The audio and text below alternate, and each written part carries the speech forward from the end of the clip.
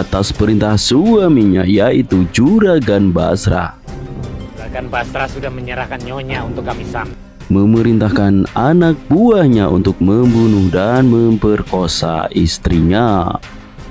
Lasmini yang selamat dari pembunuhan tersebut diselamatkan oleh Nenek Lawu yang menangkapnya saat dilempar ke jurang. Kini Lasmini pun menjadi wanita yang sakti setelah mewarisi ilmu dari Nenek Lawu.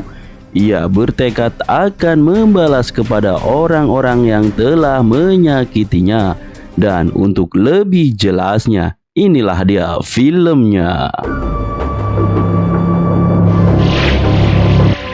Di awal film kita diperlihatkan Lasmini yang dijadikan murid oleh Nenek Lawu, dan Nenek Lawu menurunkan semua ilmu kanuragan yang dimilikinya kepada Lasmini.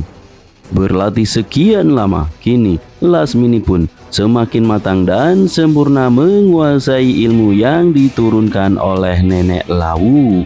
Dan Nenek Lawu yang mendekati ajalnya mewariskan sebuah pusaka pedang kepada Lasmini sebagai pelengkap ilmu kanuragannya nih guys. Lasmini berpamitan di pusara gurunya untuk mengembara dan menuntut balas kepada orang-orang yang telah memperkosa dan membuangnya. Scene kembali berpindah di suatu pagi ketika Lasmini sarapan nasi uduk nih guys di sebuah resto. Lasmini yang melihat para begundal-begundal memalak pemilik resto kini dibuatnya babak belur. Scene kembali berpindah dalam sebuah perjalanan. Lasmini bertemu dengan orang-orang yang pernah memperkosanya. Lasmini yang ketika itu sedang menikmati cendol nih guys dihentikan oleh para begundal tersebut. Dan kemudian Lasmini pun tanpa belas kasih menghabisi keduanya. Tak lama berselang Lasmini pun menemui Juragan Basra, mantan suaminya yang dahulu memerintahkan anak buahnya untuk membunuhnya. Pengawal Juragan Basra pun tewas di tangan Lasmini. Juragan Basra memohon ampun kepada Lasmini. Akan tetapi tentu Lasmini yang begitu sakit hati kemudian menghabisi Juragan Basra. Scene kembali berpindah Maksi anak Mantili dan Bentar anak Brahma yang sedang berkuda. Tiba-tiba kuda dari Maksi tidak dapat dikendalikan dan ia pun terlempar ke jurang nih guys. Beruntunglah Lasmini yang mendengar teriakan dari Maksi sigap menolong Maksi kali ini. Selamatlah Maksi ini guys. Sementara itu Mantili yang mendengar berita anaknya diselamatkan oleh Lasmini masih menaruh curiga kepada Lasmini. Walaupun Brahma sudah menenangkan Mantili, rupanya antara Mantili dan Lasmini masih memiliki dendam yang belum terselesaikan. Scene kembali berpindah Bentar yang tak dapat tidur dan selalu terbayang wajah Lasmini. Sepertinya Bentar jatuh cinta kepada Lasmini nih guys. Di hari berikutnya Bentar menemui Lasmini. Walaupun tentunya hubungan mereka akan ditentang oleh keluarga Bentar, terutama Mantili ya guys ya. Tak lama setelah itu Mantili mendatangi Lasmini dan Bentar yang sedang mojok nih guys di gubuknya Surti dan Tejo nih guys. Mendengar ocehan Mantili, Lasmini pun yang hampir terbawa emosi berlalu pergi menghindari perselisihan di antara mereka. Scene kembali berpindah Lasmini bertemu dengan dua orang yang pernah memperkosanya. Dan tanpa tedeng aling-aling Lasmini langsung tancap gas menyerang kedua bandit tersebut. Dan tentulah dengan kemampuan Lasmini saat ini, kedua bandit tersebut bukanlah menjadi lawan yang berarti untuk Lasmini. Tak lama berselang setelah Lasmini membunuh kedua bandit tersebut, datanglah prajurit Pajajaran yang menangkapnya atas tuduhan banyak melakukan pembunuhan. Scene kembali berpindah. Lasmini menggoda penjaga penjara dan meminta bantuan untuk mengirimkan surat kepada Bentar. Bentar yang telah menerima surat dari Lasmini menemui Raja Pajajaran dan memohonkan ampun untuk membebaskan Lasmini dari penjara. Kini Lasmini dan Bentar pun dapat kembali bermesraan ya guys ya. Ya, begitulah sepasang kekasih yang saling mencintai walaupun mereka berbeda usia. Rupanya Lasmini ini doyan berondong juga ya guys ya.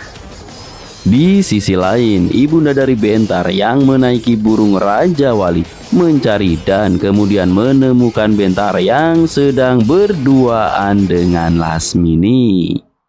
Dengan bijaksananya, ibunda dari Bentar ini hanya menasehati Lasmini dan mengingatkan Lasmini untuk tidak berhubungan dengan anaknya tanpa menyudutkan Lasmini tentunya ya guys ya. Karena tentunya hubungan mereka akan mendapatkan pertentangan dari keluarga Bentar. Lasmini pun berlalu pergi. Lasmini yang kembali ke Gunung Lawu dengan menyimpan dendam kepada Mantili yang benar-benar sangat menentang hubungannya dengan Bentar. Lasmini yang didatangi arwah gurunya dan diberikan sebuah panduan ilmu kanuragan yang kemudian Lasmini pun pelajari untuk meningkatkan ilmu kanuragannya. Scene kembali berpindah. Lasmini yang sedang menonton adu kanuragan ataupun pertarungan antara beberapa murid perguruan menaiki arena pertarungan. Lasmini menghajar para pendekar yang ada di arena pertandingan tersebut dan menantang para guru yang ada di area pertandingan tersebut nih guys. Pada akhirnya Pasopati, guru dari ajian Waringin Sungsang, menghadapi tantangan dari Lasmini. Pada awalnya pertarungan yang cukup berimbang, walaupun pada akhirnya Lasmini dengan ajian pamungkasnya mampu mengalahkan ajian Waringin Sungsang dari Pasopati. Pasopati pun tewas di tangan Lasmini. Para murid Pasopati yang berlarian berpapasan dengan Mantili dan Bentar, dan tentulah kali ini Mantili dan Lasmini yang sama-sama menyimpan dendam tanpa diaba-aba langsung bertarung. Walaupun awalnya pertarungan terlihat berimbang, akan tetapi dengan peningkatan ilmu kanuragan Lasmini saat ini, Mantili bukanlah lawan yang sepadan dengan Lasmini. Mantili yang hampir tewas di tangan Lasmini dihentikan Bentar. Mantili yang dalam keadaan sekarat pun dibawa Bentar menuju Madangkara. Beruntunglah di saat bersamaan berpapasan dengan Brahma. Brahma yang membawa Mantili ke dalam sebuah gua dan mengobatinya dengan menyalurkan tenaga dalam Brahma kepada Mantili. Di hari berikutnya Brahma mengajarkan jurus Sri Gunting kepada Mantili.